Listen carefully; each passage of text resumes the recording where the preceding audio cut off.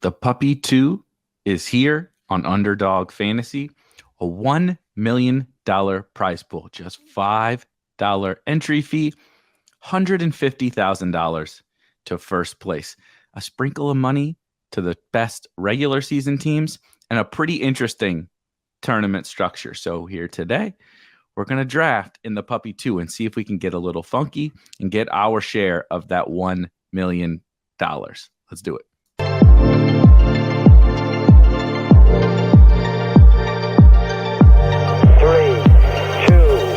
1, liftoff.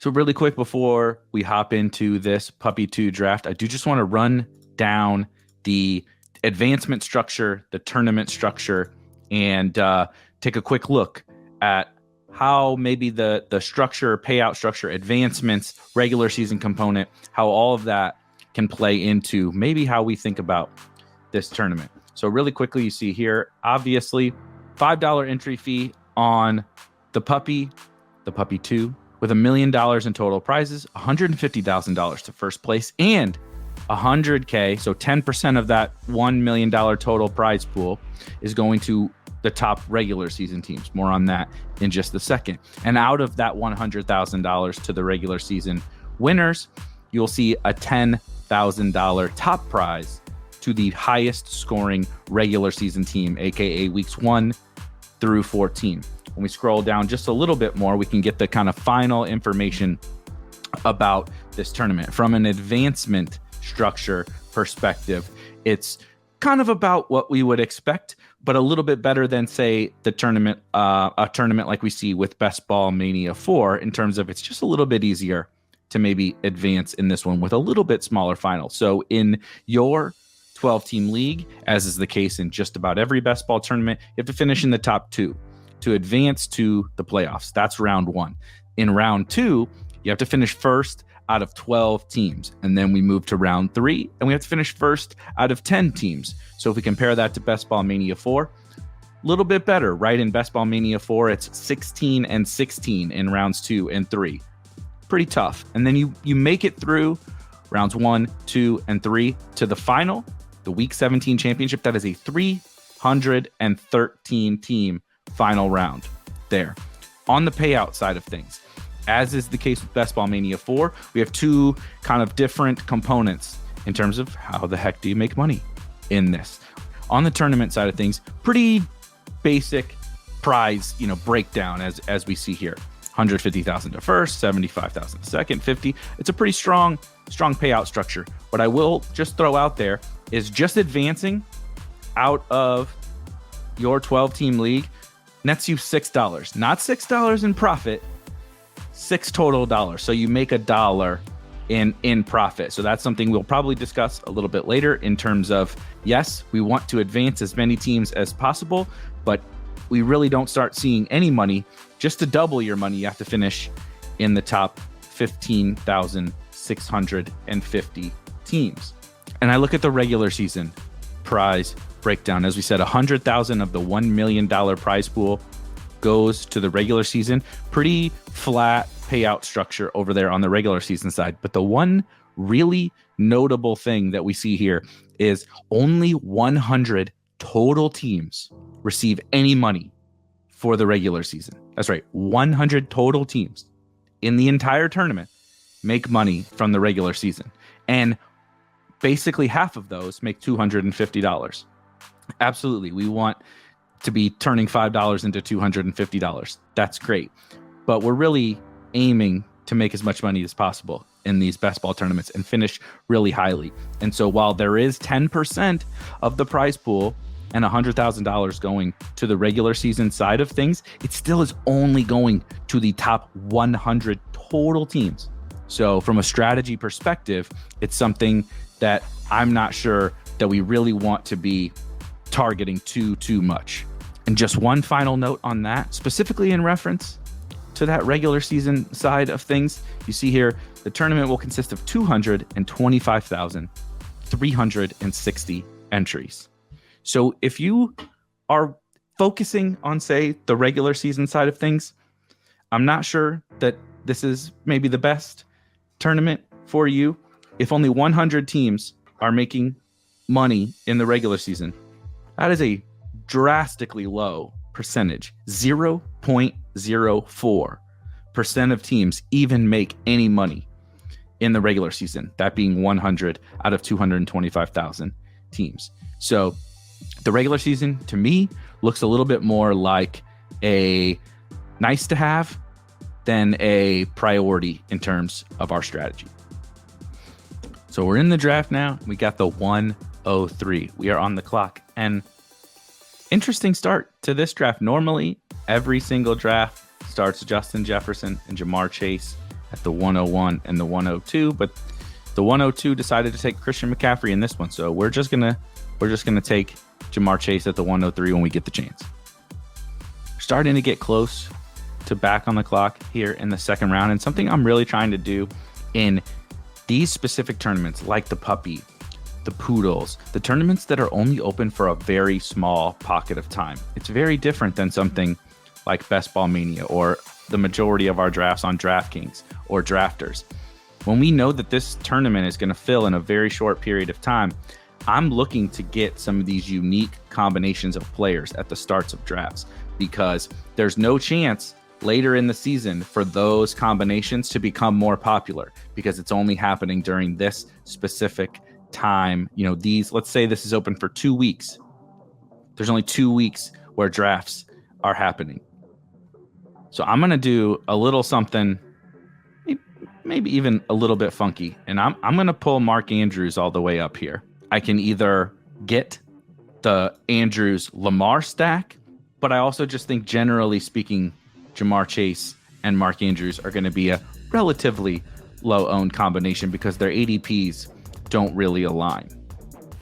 And so here I am going to take Lamar Jackson and get this fun little Lamar Andrews start with Ja'Marr Chase. So while we're waiting to come back up on the clock in the fourth round, I went ahead and looked up our ownership projections of Ja'Marr Chase with either Lamar Jackson or Mark Andrews. And the interesting thing you'll find, you can go to spikeweek.com, go to tools in the header and find our ownership projections. And when I look at the projections for today specifically, because I'm drafting today and this tournament is going to be filled pretty quickly, when I search for Ja'Marr Chase, I'll see Mark Andrews showing up on Ja'Marr Chase teams about 9% of the time, which is in the, it's up somewhere around the 30th most popular combination of Ja'Marr Chase with any other player in the first 8 rounds.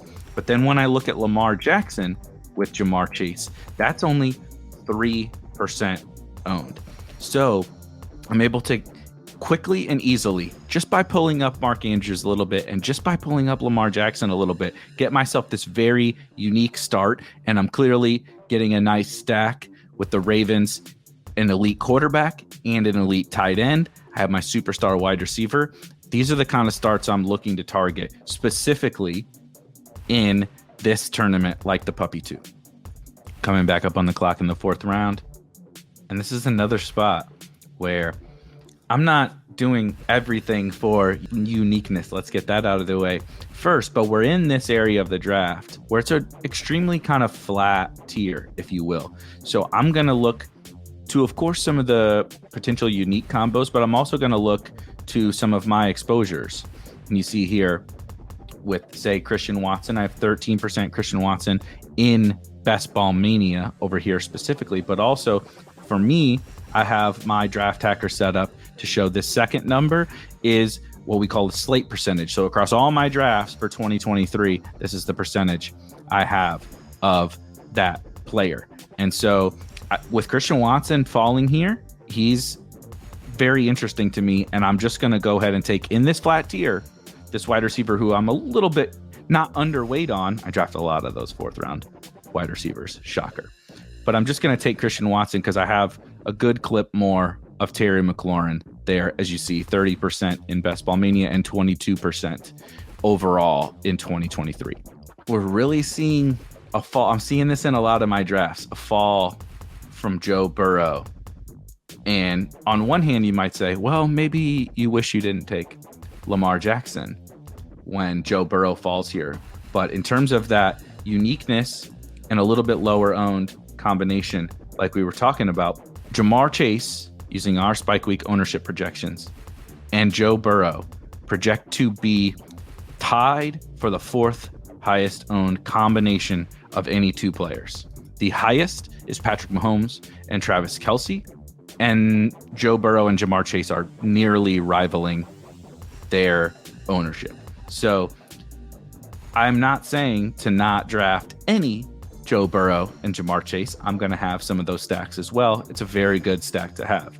But with Joe Burrow falling a lot, he kind of is not a linchpin, but he's a marker for how your draft is going. The players who have, like me, who have Ja'Marr Chase or T. Higgins or maybe Travis Kelce are obviously going to be the teams more likely to draft him. And he has been falling quite a bit, but that is making the combinations of Burrow, Chase, Higgins, Kelce even more attainable and even more popular. So I'm going to try to be a little bit underweight to that combination of players while not being underweight to Ja'Marr Chase specifically or Travis Kelce or those kinds of things. I think we can build our teams just a little bit different than how everyone else is building them with, say, a Burrow and Chase stack. Even though his ADP value is quite nice here, I can offset the power of, say, the ADP value with some unique combinations. And I did take Michael Pittman, not necessarily one of my absolute favorite players in this draft, but again, he was in a spot where I'm still, despite the fact I haven't taken a running back, trying to catch up a little bit at wide receiver. I have Ja'Marr Chase, Christian Watson, and Michael Pittman because I drafted an elite quarterback and an elite tight end within the first 3 rounds. I'm trying to make sure that I don't get run out of wide receivers. And so I'm going to keep kind of hitting this range of wide receivers as long as it makes sense. Michael Pittman also gives me flexibility if I wanted to do something with Anthony Richardson. And he's a player who I haven't drafted very much of. So similar to the Christian Watson discussion point, I have, can lean on the fact that I'm in this flat tier there where I know I need a wide receiver and I haven't drafted very much of him and he's the highest one by ADP. So I'm going to default to that player. And that's just my personal preference. If you want to full out fade individual players, there's absolutely nothing wrong with that. But for me personally, I like to use that as a little bit of a tiebreaker. When I start to get into this range, again, another pretty flat tier of wide receivers. For me, with my draft hacker, how I have it set up with my last 2 percentages here, the second to last percentage is the number of times I drafted this player with my first round pick. The last percentage here is the number of times, the percentage of the time I drafted this player with my second round pick. But I'm going to take Jordan Addison. You see here I have 0% in Best Ball Mania and 5% in all of 2023. So in this flat tier where I haven't taken him a ton in general, he also correlates with Christian Watson. So here in the 7th, I queued up 4 different wide receivers. And as you can see here, I've been taking a lot of Jahan Dotson and a lot of Gabe Davis and a lot less of George Pickens and Treylon Burks. So there in the 7th, another way that I can use the draft hacker, my exposure data, combinations of players, and all those different things in real time to help me make what I believe is the smartest decision there when I'm on the clock. As I said before, I'm still trying to hammer wide receiver there through that range because I think the wide receivers are still really strong there, and there's going to be a huge drop off here in the 8th or 9th round at wide receiver. So I'm trying to stay strong at wide receiver, despite the fact that I took a detour for Lamar Jackson and for Mark Andrews early. And I'm able to use some of this data to help me make the selection that makes the most sense for just this team. As we saw, Jordan Addison, a little bit after ADP, correlates with Christian Watson in week 17. So I side with him there. I also had less of him than some of the other wide receivers that were on the board. George Pickens, same thing happens. Christian Watson falls past ADP, and I have a little less of him than another wide receiver on the board, Terry McLaurin. George Pickens, there in the 7th. Again, not really one of my personal favorite wide receivers, but I have tons and tons of Gabe Davis and Jahan Dotson. Pickens is, about right at ADP, right? But he's the top wide receiver on the board, and it's flashing into my face. He is correlated in week 15 and week 16. I'm not reaching for players. I'm not making my decision entirely based upon that. But when you get to a spot where you're deciding between George Pickens and Jahan Dotson, or George Pickens and Gabe Davis, or one of the three, you start lining those little things up, and there's tiny little boost as to why I take George Pickens on this particular team. This is where things start to get interesting, and you're sitting and hoping and praying that somehow Rashad Bateman falls all the way back to you. I really don't see a way that happens, but if he does, we'll gladly scoop him up to add to our Ravens stack. I don't think I want on a team when I drafted Lamar Jackson in the early third round. I don't think this is an Anthony Richardson team, because I just have so much ground to make up. I don't have a drafted a running back yet, and my wide receivers are fine, but not incredibly amazing. So I'm probably not trying to hit 2 quarterbacks in the first 8 or 9 rounds. If he were to somehow fall further than that, maybe we can have a discussion. But Bateman is definitely would have been. There he goes there at the 808. But now we start to look at some of our what's showing here in our data to help drive some of these decisions.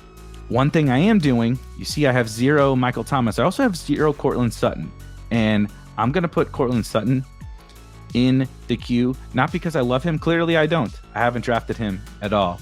But I've reached this spot where I don't really love much that's on the board. Bateman was kind of the last wide receiver of a tier there for me. And so I'm going to take this guy to keep my wide receivers strong. I'll probably end with just 7 wide receivers. So now it's about to be running back time for me here at pick 99. But I'm personally full fading Michael Thomas in 2023. So I'm going to stick to that. But Courtland Sutton isn't a player I'm super excited about, but is not necessarily a player that I'm actively full fading. So when we get to this spot in this tier, I'm interested in these wide receivers. The wide receivers are also the best picks on the board. I don't want to take the quarterback. So then I default to the guy who I haven't hardly drafted at all. Elijah Moore is the guy, or Jameson Williams, as you see here. I have 9% Elijah Moore, 18% Jameson Williams. But I take those guys very frequently, and particularly with some of these other players. I've been taking these guys. You see 29% of Jameson Williams with Jamar Chase. And it's not that there's anything wrong with that, but it's not something I'm actively seeking out. Oh, I need to have Jameson Williams with Jamar Chase a bunch of the time. So I'm just going to smooth that out by taking Courtland Sutton. Now, clearly, I'm in need of a running back. You see here, the top running back by ADP on the board is also another guy who I haven't drafted a ton, and just so happens to correlate with George Pickens in week 17. So I'm going to take that guy who fits a 0 running back structure, fits this team, and I just so happen to have not taken a ton of. And now we'll come back and be hammering running back here probably for several rounds. We're about to get to a range where I really love these running backs, and I'm really hoping to get 2 of them onto this team, but I don't have a super strong preference between A.J. Dillon. Devin Achane probably makes the most sense on this team, although A.J. Dillon also is looking like he could be an ADP value and give some correlation. Rashad Penny and there goes Achane. Rashad Penny and Damian Harris are my 2 favorite running backs in this range, alongside Eli Mitchell. So we'll see who falls to us here, but we're hoping to double tap running back here at the 118th, at the 10.10 and the 11.03. So Rashad Penny does fall back to us here in the late 10th. Interesting note about Rashad Penny is, despite the fact that I've drafted him in 35% of my drafts, I have not gotten Rashad Penny with Mark Andrews. You see here 0%. We got a lot of different percentages lighting up in yellow as players. That's a player that I'm heavily exposed to, but I have zero, despite the fact I have 35% Rashad Penny, I have zero Rashad Penny with Mark Andrews' team. So I was going to take him, even if I already had Penny with Andrews' teams, but it's just another kind of feather in the cap of why I want to take Penny there. And then Eli Mitchell falls back to us here in the early 11th. Clearly a player I am taking a lot of. I could consider Jerick McKinnon here, but I do have Eli Mitchell, for me personally, in my ranks, my projections, just quite a bit ahead of Jerick McKinnon. And so there's a reason I'm getting a lot of him. He fits a lot of the structures that I build. He fits, a player that is undervalued for me. And so I'm leaning into that until his price raises. But if you said, do I really want to continue to keep taking this player that I have 40-something% of? And Jerick McKinnon, obviously, if we want to do the week 17 correlation, I have Jamar Chase on this team. And so there were avenues to where you could argue for Jerick McKinnon, but I still prefer Eli Mitchell, which is one example that happens all the time where we get on the clock and I'm showing you all these different data points and all these strategies that I'm using to make my player selections over the course of this entire draft.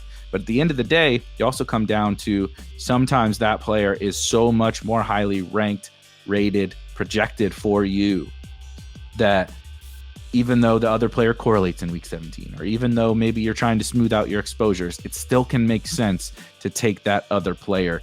And Eli Mitchell is one of those examples.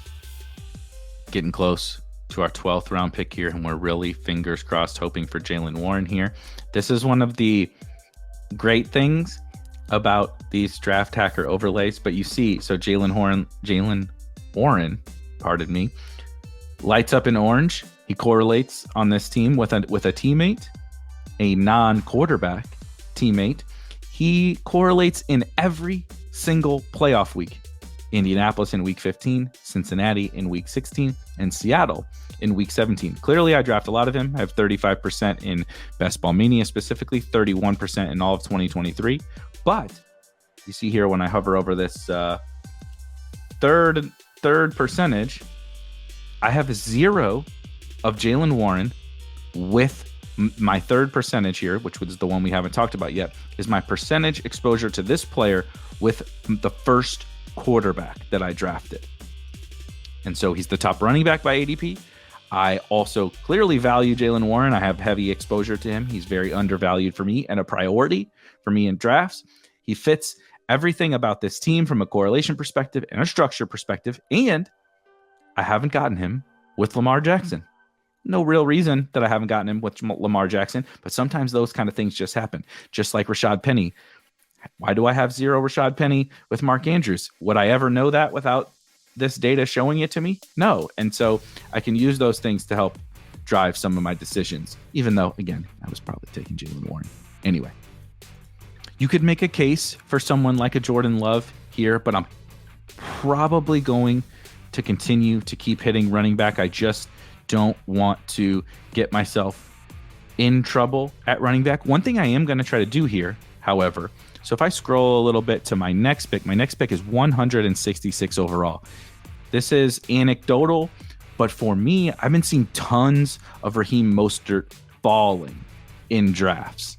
And so I'm going to pull up Tyler Algier a little bit, who has not necessarily been that kind of a faller. And so is it likely that Mostert falls all the way back to 166? Not necessarily, but just me, myself today, I've gotten Mostert at 166 or later multiple times. And so I want to kind of see if maybe Mostert might fall a little bit, because I do want to prioritize one of these Miami running backs.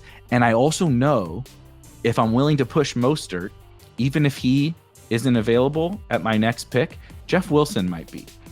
And so I can still have that Miami Dolphin kind of in my back pocket. And I do want to target both Mostert and Wilson, but I can kind of play this game and see if I don't get one of them, that's okay. But I can push it and see maybe Mostert falls, or if Mostert doesn't fall, maybe Jeff Wilson is still there. And the only way to get that to happen is by taking Algier ahead of both of those guys. Almost back on the clock, and Mostert has gone, but Jeff Wilson still hanging around there. Also, could make this a potentially difficult decision in that Jordan Love is still hanging around, as is a potential stacking partner past ADP in Jaden Reed. Knowing that I'm going to take 7 running backs, I actually think I might take Jaden Reed here. There's no reason. You see, the 2 drafters behind me both have 2 quarterbacks. They don't have stacking partners with Jordan Love. And so I think I'm actually going to try to get this Jaden Reed, Jordan Love stack to round out my quarterbacks and my wide receivers. I obviously have Mark Andrews as my elite tight end. And so I'll be taking 2 and there goes Jordan Love. So thank you to this gentleman who has Patrick Mahomes and Jared Goff on his team and takes an unstacked Jordan Love for no reason. Okay, he has Romeo Doubs, but okay. There's the dangers of trying. We tried it, but look, Jeff Wilson falls back to us. This is why we can adapt in every single draft. Jeff Wilson works. Jeff Wilson was probably the priority there anyway before we tried to take advantage of the falling Packers players. And now it's totally fine. If we don't have Jordan Love, totally fine to continue to have, a secondary Green Bay Packers stack. So now we have Christian Watson, Jordan Addison. When I click on show playoff view here within the draft hacker, you see my week 17 stacks that I've now built out. So I have Lamar and Andrews, and now I tack on Jeff Wilson with them at a good price beyond ADP. We pushed it smartly with the Mostert thing, knowing we didn't really have a preference between those 2 running backs. And now we got a running back that we needed, our 6th running back on a team that desperately needed some running back help. He fits with the Lamar Jackson and Mark Andrews idea. Obviously, we already have our Zach Charbonnet, Jalen Warren, and George Pickens here. And then we just add on a little Green Bay and Minnesota correlation. Did we kind of want Jordan Love on the team? Yeah, we kind of wanted him, but that's why we can take some of those risks because it's totally fine, right? If we didn't get Mostert, it's fine. We had the potential to get Wilson. If we didn't get Jordan Love there, it's fine because we still got the benefits of the correlation with those 3 wide receivers in week 17. We got ADP value on Jaden Reed, an exciting young rookie for the Packers who, it's only June 1st, but he's getting tons of hype already at camp. He's a good fit. And so we'll have to figure out our second quarterback, but we got Lamar. So it's totally fine. It was one of those examples of trying to play this game and manipulate the draft. And even when it doesn't go exactly how you completely hoped, it can still work out perfectly fine. 6 picks away from our 16th round pick. We have so far up to this point, Lamar Jackson at quarterback, Zach Charbonnet, Rashad Penny, Eli Mitchell, Jalen Warren, Tyler Algier, and Jeff Wilson at running back with Jamar Chase, Christian Watson, Michael Pittman, Jordan Addison, George Pickens, Cortland Sutton, and Jaden Reed at wide receiver, and Mark Andrews at tight end. There's a nice little pocket of running backs I really like here. Gus Edwards just went a few picks before us. He obviously made sense to add on to a Ravens bet and a 0 running back team where I might be needing a little bit of early production. But there's also, in particular, 2 guys here who in this little pocket to round out this 7 RB room. I really like both Chuba Hubbard and Tyjae Spears fit this team. Chuba is the guy I prefer. And clearly, as you can see on my screen here, 22% and 19% Chuba. But again, despite the fact that I have basically 20% Chuba, I don't have any Chuba with Mark Andrews. And so he was already, again, probably going to be my pick, but just another nice little bonus there. Now, I don't have any second quarterback. I don't have a second quarterback, and I don't have a second tight end. So you're saying, okay, well, now what do we do? Well, I got one of my favorite little backdoor quarterback tight end stacks, of which there are many. But for this particular team, we're going to try to dip our toes into Sam Howell. One of my other favorite kind of backdoor-ish stacks that you can do with a quarterback and a tight end is Mac Jones and Hunter Henry.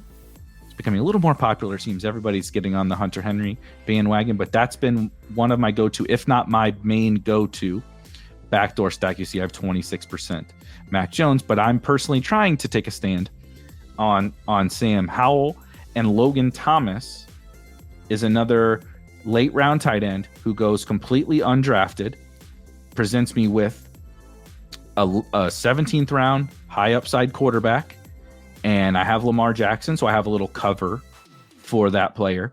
He correlates with my Eli Mitchell, gives me another little bit of week 17 correlation, and Logan Thomas just absolutely never ever gets drafted. And so again, I don't have any Logan Thomas with Mark Andrews, don't have any Logan Thomas with Lamar Jackson, so that's nice little added perk, little backdoor stack.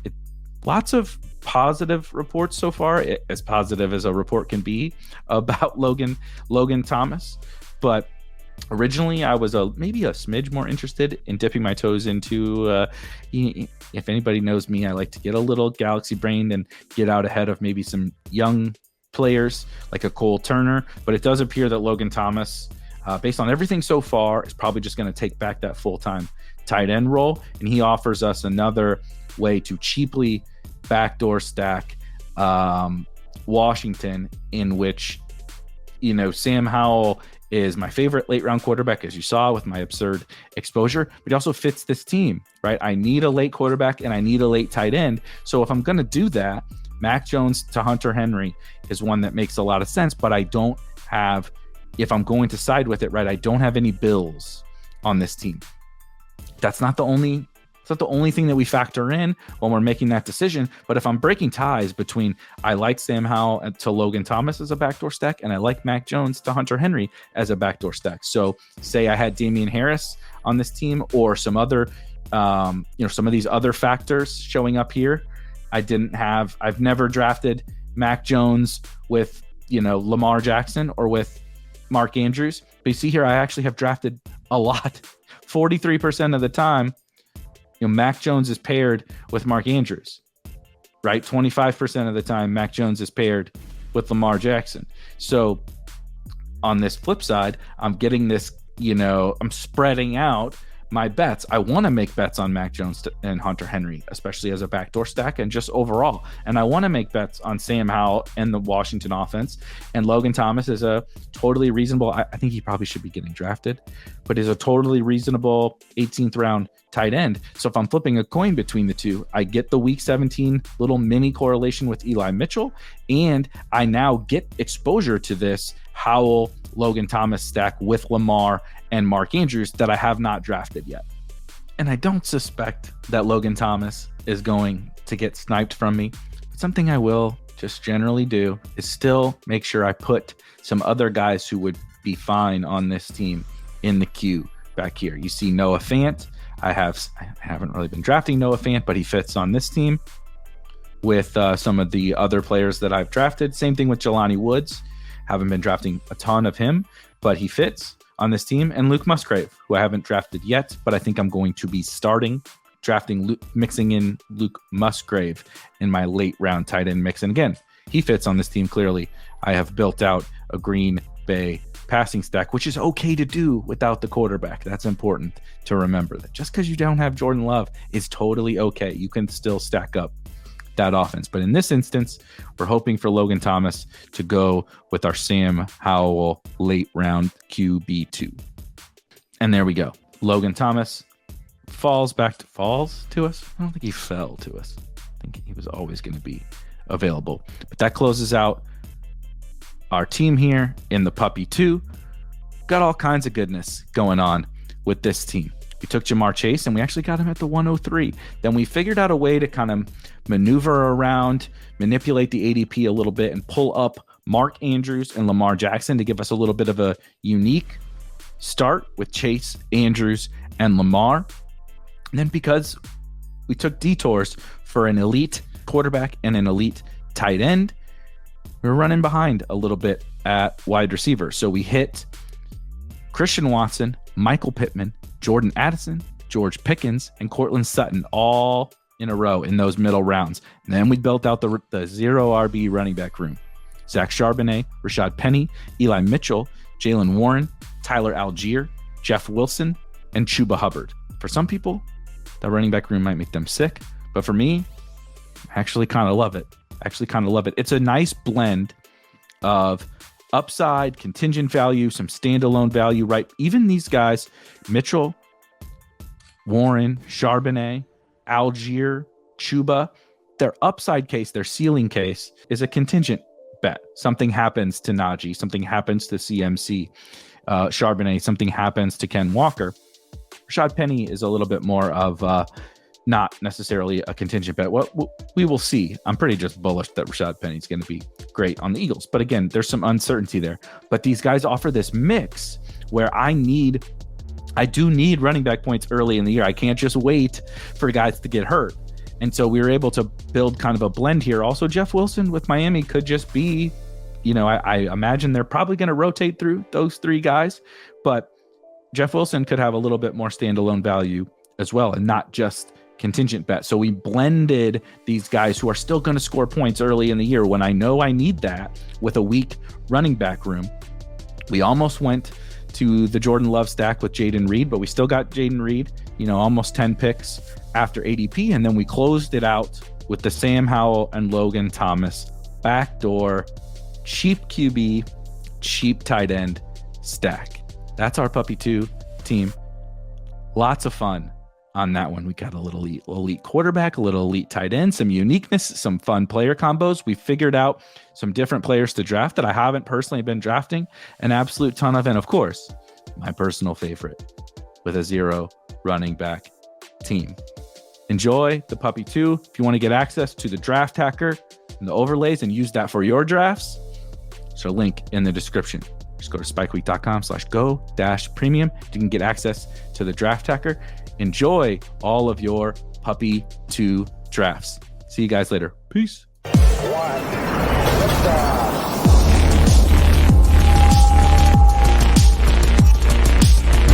Woo! Those were some spicy takes. Want to stay up to date with all of the other spicy takes we're going to have over here at Spike Week? Why don't you press that subscribe button below? You turn notifications on, we draft a team, boom, you know about it. We have another spicy take, boom, you know about it. You can be there. You can draft with us. You want to stay up to date? That's how you do it. All right, we'll catch you later next time here at Spike Week.